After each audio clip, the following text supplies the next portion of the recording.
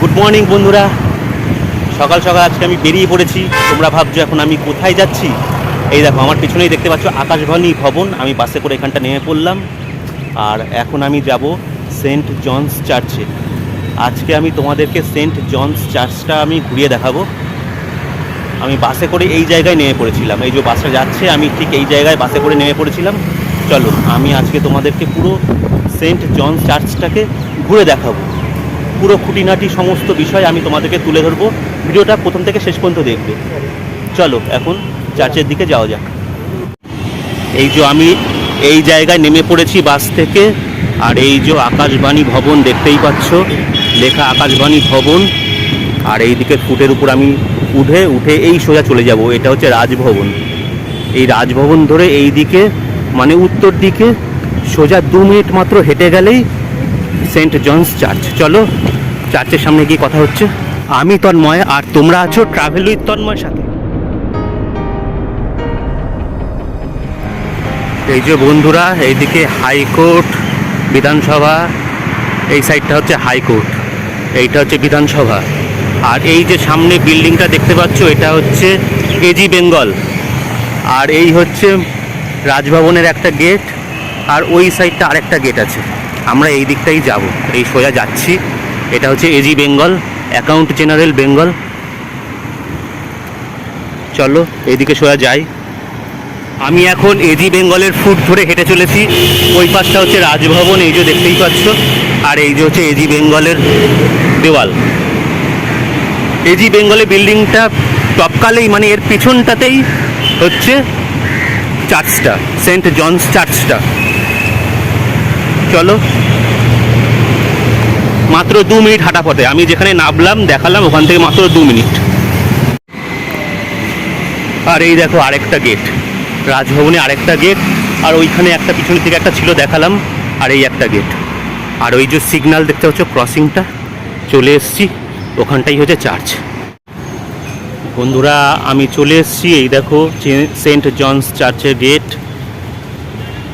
The old cathedral. আর এটা কিন্তু archaeological survey of ইন্ডিয়ার আন্ডারে। চলো ভেতরের দিকে যাওয়া যাক।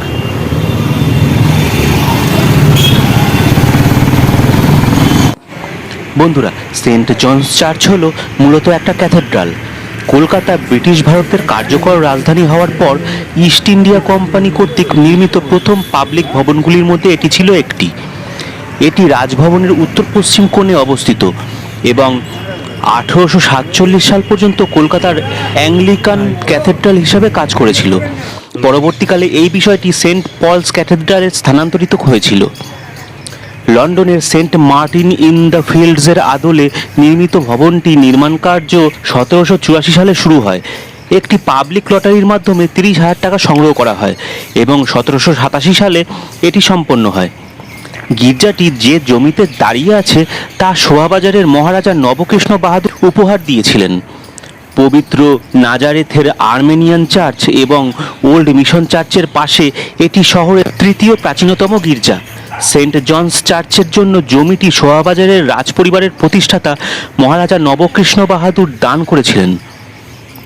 1784 সালের 6 এপ্রিল ভারতের গভর্নর জেনারেল ওয়ারেন হেস্টিংস এর ভিত্তিপ্রস্তর স্থাপন করেন। এর প্রবেশদ্বারে 2টি মার্বেল ফলক 2টি ঐতিহাসিক ঘটনাকে চিহ্নিত করে।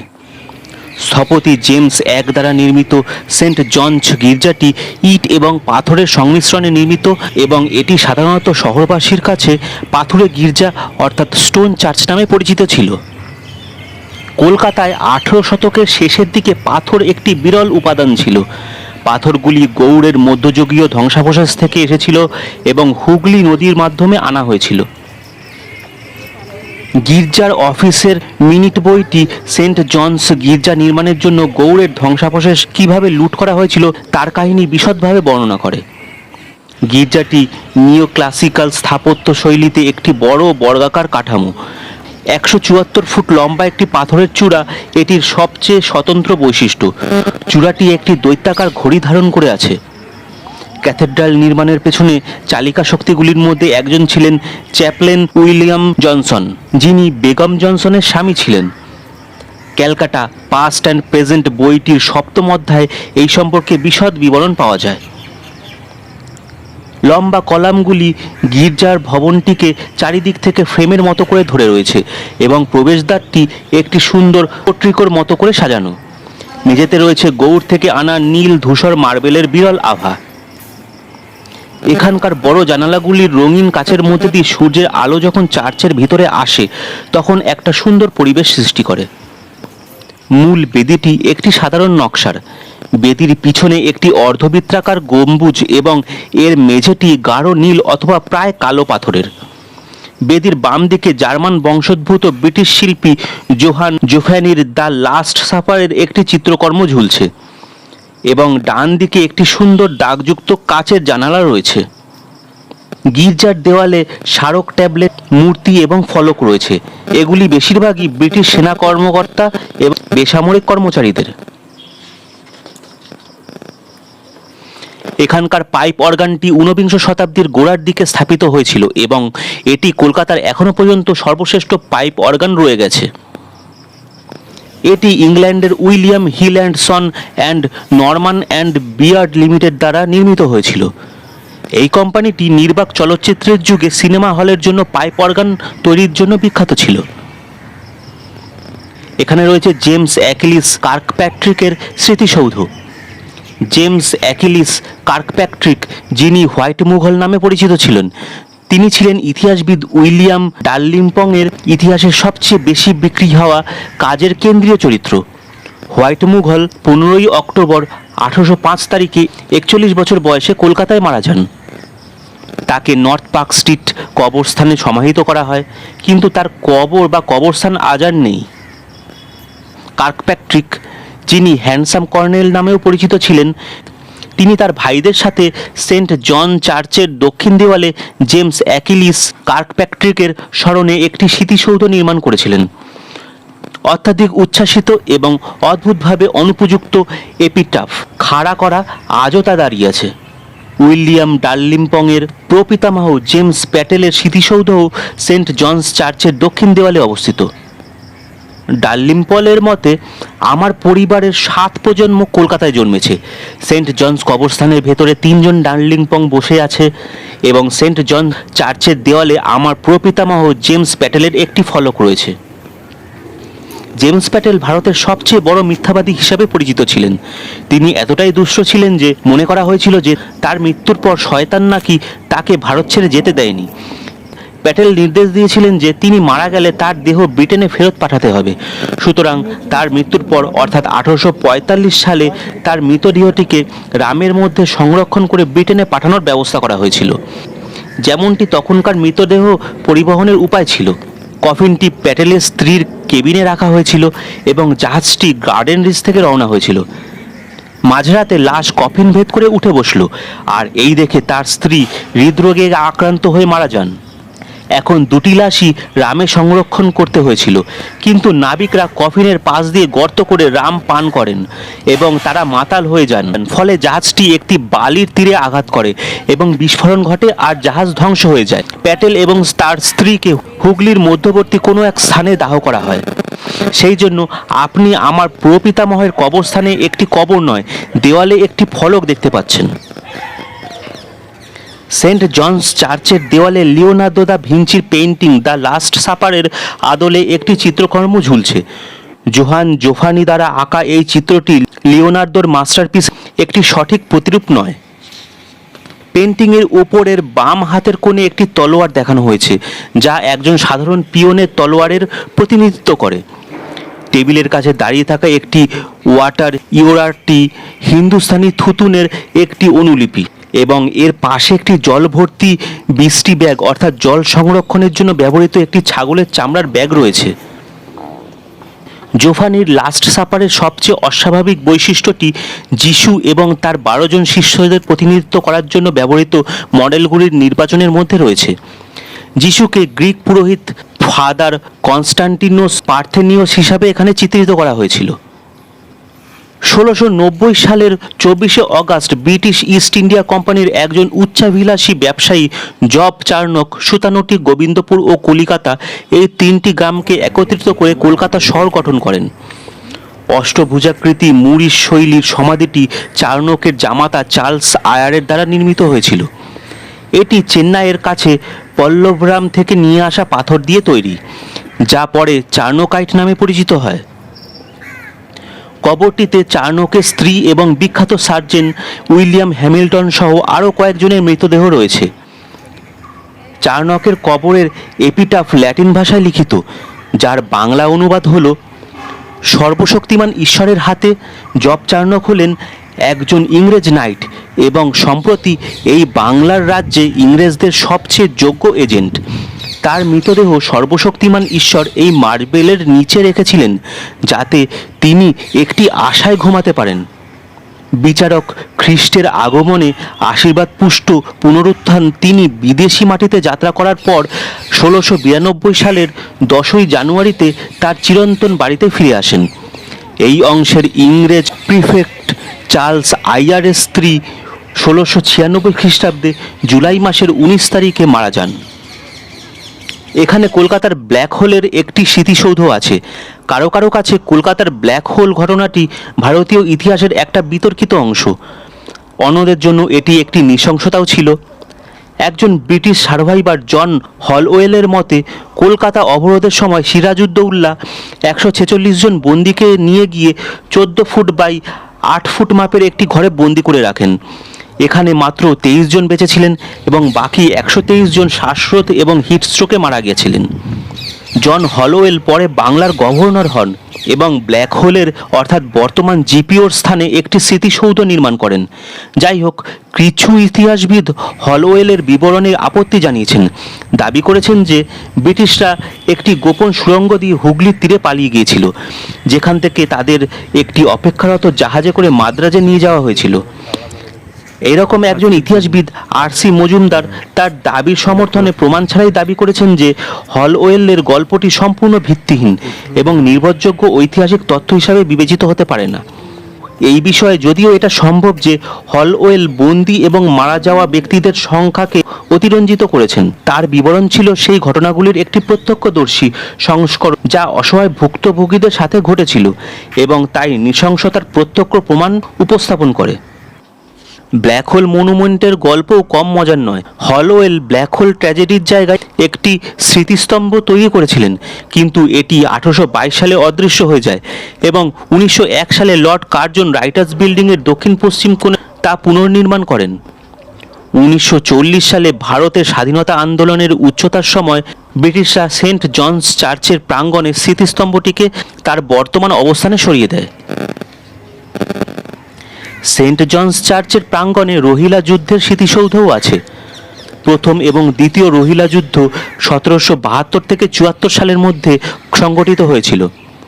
রোহিলা এবং অবধের নবাবের মধ্যে সংগঠিত হয়েছিল এই যুদ্ধটি। পরবর্তীতে এটি ব্রিটিশদের সমর্থনও লাভ করে। রোহিলারা পাকিস্তান ও আফগানিস্তানের সীমান্তে পশতুন উপজাতির একটি শাখা। কিছু রোহিলারা অবধ অঞ্চলে বসতি স্থাপন করে এবং শীঘ্রই রোহিলাদের এবং অবধের নবাব সুজাউদ্দৌলার মধ্যে একটি দ্বন্দ্ব শুরু হয়। এর ফলে রোহিলা যুদ্ধ হয়। ব্রিটিশরা অবধের নবাবকে সমর্থন করে এবং 1774 সালে জানুয়ারিতে রোহিলা প্রধান হাফেজ রুহমেদকে হত্যা করা হয়, যার ফলে রোহিলাদের পরাজয় ঘটে। 1774 সালের অক্টোবরে একটি চুক্তি বিরোধের সমাপ্তি ঘটায়। তাদের ক্ষমতা কিছুটা সীমিত করে রোহিলারা তাদের রোহিলাখণ্ড অঞ্চলে বসবাস করতে থাকে, যা এখনও উত্তরপ্রদেশ রাজ্যে বিদ্যমান। সেন্ট জনস চার্চের প্রাঙ্গণে রোহিলা মেমোরিয়ালটি 12টি স্তম্ভ দ্বারা সমর্থিত একটি বৃত্তাকার গম্বুজ নিয়ে গঠিত। স্মৃতিসৌধে রোহিলা যুদ্ধে নিহত বেশ কয়েকজন ব্রিটিশ সামরিক কর্মকর্তার নাম সম্বলিত একটি ফলক রয়েছে। এই স্থানে শার্লট ক্যানিং কাউন্টেন্স ক্যানিং মেমোরিয়ালও আছে। শার্লট ক্যানিং ছিলেন ভারতের গভর্নর জেনারেল এবং ভাইসরয় চার্লস ক্যানিংয়ের স্ত্রী। তিনি ম্যালেরিয়া রোগে মারা গিয়েছিলেন এবং তাকে ব্যারাকপুরে সমাহিত করা হয়েছিল এবং সেন্ট জনস চার্চের কবরস্থানে একটি স্মৃতিসৌধও নির্মিত হয়েছিল। লেডি ক্যানিংয়ের নামটি বিখ্যাত মিষ্টি প্রস্তুতকারক ভীমনাগ অমর করে রেখেছিলেন, যিনি তার সম্মানে মিষ্টি পান্তুয়া বিশেষভাবে ডিজাইন করেছিলেন এবং নামকরণ করেছিলেন লেডি কিনি। লেডি ক্যানিংয়ের বিস্তৃতভাবে সজ্জিত স্মৃতিসৌধটি সেন্ট জনস চার্চের উত্তর করিডোরে অবস্থিত। এখানে ফ্রান্সেস বেগম জনসনেরও কবর রয়েছে। সেন্ট জনস চার্চের কমপ্লেক্সের শেষ প্রান্তে এবং জব চার্নকের সমাধির পাশে ফ্রান্সেস জনসনের বৃত্তাকার মন্দিরের মতো সমাধিটি অবস্থিত। কবরের ভেতরের কবর পাথরটি কবরের চেয়েও কম আকর্ষণীয় নয়। ফ্রান্সিস জনসন বেগম জনসন নামেও পরিচিত ছিলেন। ইনি 89 বছর পর্যন্ত বেঁচে ছিলেন এবং 4 বার বিবাহ করেছিলেন। এনার কবরের এপিটাফটি একটি আকর্ষণীয় পাঠ তৈরি করে, কারণ এটি তার 4 স্বামী এবং তাদের নিজ নিজ সন্তানের বিবরণ সহ তার সমগ্র জীবন বর্ণনা করে। ফ্রান্সিস জনসন রবার্ট জেনকিনসনের ঠাকুমাও ছিলেন। রবার্ট জেনকিনসন ছিলেন লিভারপুলের দ্বিতীয় আর্ল, যিনি 1812 থেকে 1827 সাল পর্যন্ত 15 বছর ব্রিটিশ প্রধানমন্ত্রী ছিলেন। বর্তমানে এই সেন্ট জনস চার্চের কম্পাউন্ডটি আশেপাশের অফিসগুলির জন্য একটি পার্কিং লট হিসাবেও ব্যবহৃত হয়। আর এই চার্চের প্রবেশ মূল্য মাত্র 20 টাকা মাথাপিছু।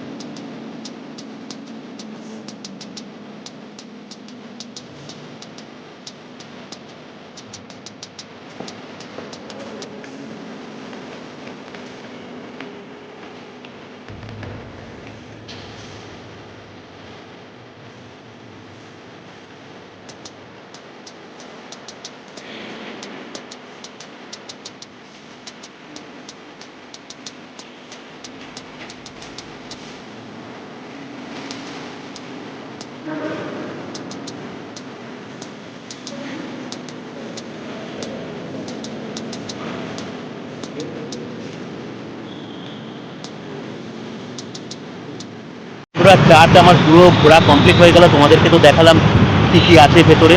আমি এখন চার্চ থেকে বেরিয়ে পড়েছি, আর তোমাদেরকে আমি এখন বলবো যে তোমরা কীভাবে এই চার্চে আসবে। বন্ধুরা, এটা হচ্ছে কাউন্সিল হাউস স্ট্রিট, ক্রসিং আছে 4 মাথার। আর আমি এই দিকটা দিয়ে এসেছিলাম, এটা দক্ষিণ দিক। এই দিক থেকে 2 মিনিট সোজা চলে গেলেই আকাশবাণী ভবন, যেখান দিয়ে আমি এসেছিলাম, তোমাদেরকে দেখালাম। আর এই দিকটা সোজা, এটা হচ্ছে এনএস রোড, সোজা চলে যাচ্ছে সামনে ক্রসিং থেকে এনএস রোড শুরু। আর ওখান থেকে 2 পা এগোলেই ডান হাতে পড়বে লাল দিঘি রাইটার্স বিল্ডিং, আর বাঁ হাতে পড়বে তোমার জিপিও। আর এই যে ক্রসিং থেকে যেটা পূর্ব দিকে রাস্তাটা চলে যাচ্ছে, ওই যে লাল সিগন্যাল দপদপ করছে দেখছো, ওই দিকে 2 minute হাঁটলেই great eastern hotel are great eastern bus stop. আর এই রাস্তাটা এই যে গাড়িগুলো যাচ্ছে, ট্যাক্সিটা যাচ্ছে দেখছো, এই দিক থেকেও 2 মিনিট হাঁটলে তোমরা স্ট্যান্ড রোডে উঠে যাবে। ওখানে নিউ সেক্রেটারিয়েট বিল্ডিং ওই দিকে 2 মিনিট। তো তোমরা যারা শিয়ালদা থেকে আসবে এখানে, আর এই যে চার্চ,